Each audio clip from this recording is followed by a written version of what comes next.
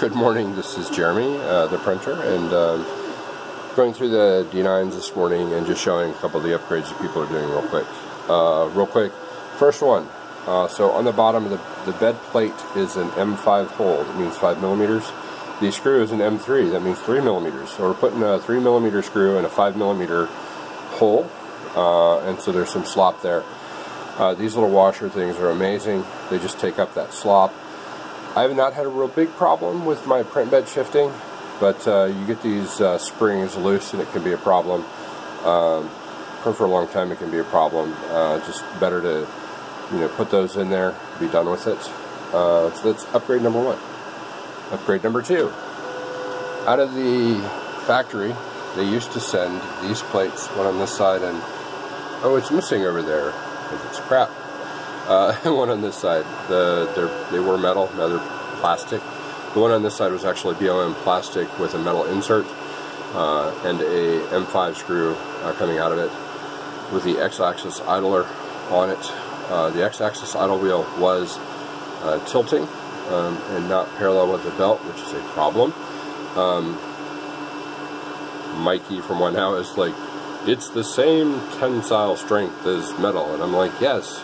If you don't have a piece of metal insert pushing on the top and pulling on the bottom, it wouldn't be a problem, but you do, so the forces are a little bit different. Anyways, I went ahead and modeled, it's on Thingiverse, this is my X-axis idle wheel holder. It does allow you to tension. You will need an M3 screw, 25, 30 millimeters long. And that's got a butterfly nut on the end. And this will use the same screws, top and bottom, and the same screw from the idler. So we do a lot of reusability there. And the big issue, you don't have to go out and find anything. You will need an M3. I would get an M330 and a nut for the inside, and then you'll need something on the outside. I like these butterflies. You can use the round ones too. I've used. No big deal. People are removing the top of the Z-axis screw. I have not yet.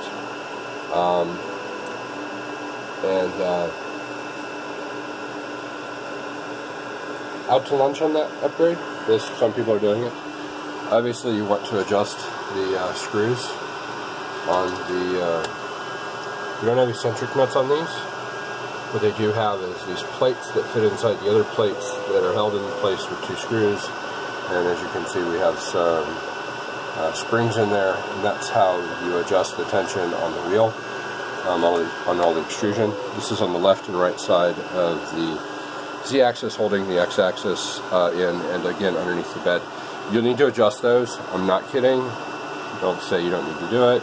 Get a printer, adjust all the wheels, adjust all the belts. Just expect to have to do it. Don't complain about it. It is part of the fact that these things come from China, where you don't know exactly who's building them, and they have to come through UPS, and so it just is the matter of what it is. I've upgraded all the fans. I don't like Wanhao's fans. I have a lot of D6s. I have 9. I have 8 out right now, and I have 1 that I just actually bought from someone on Craigslist for $300. New in the box, right? What a deal. Cool. I'm happy with it. I have to mod it up and get it out on the showroom floor, per se. Wanhao's fans suck.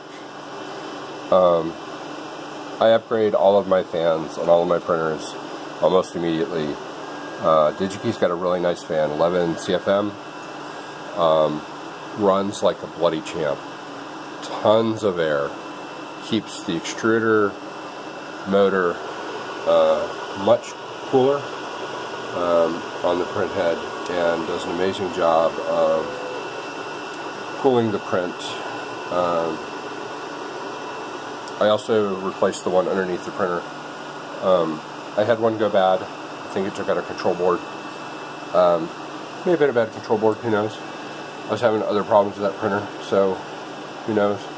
Wanhao did send me a replacement control board. They sent it UPS overseas. It took about a week and a half to get. Honestly, that's really awesome. People are like, a week and a half? I can Amazon Prime, I can get things in 2 days. Yeah, I know, right? I struggle with the same thing too, but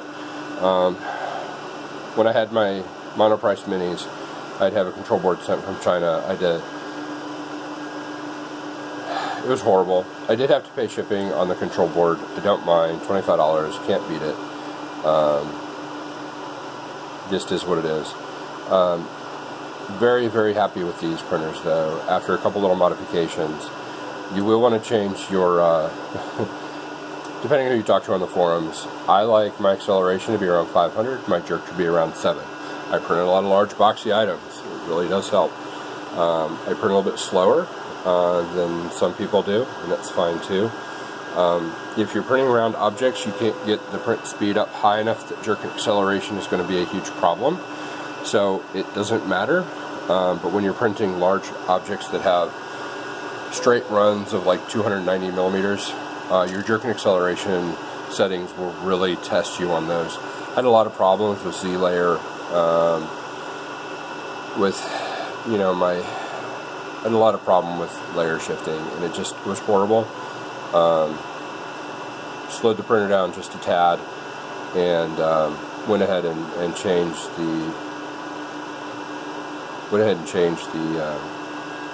settings for jerk and acceleration. Wow, what a difference. You'll notice I have D6 print heads on here.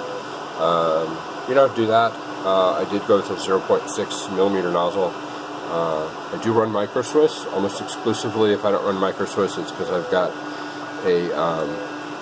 it's simply because I've got a Flexion extruder, and I'm using whatever came with that until it dies, and then I'll probably switch it out.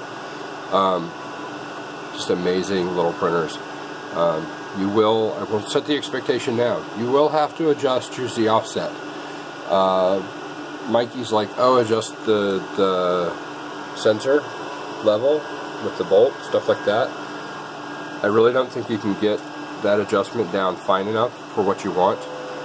Learn what M851 is. Learn how to set your Z-axis offset. You'll be do really well.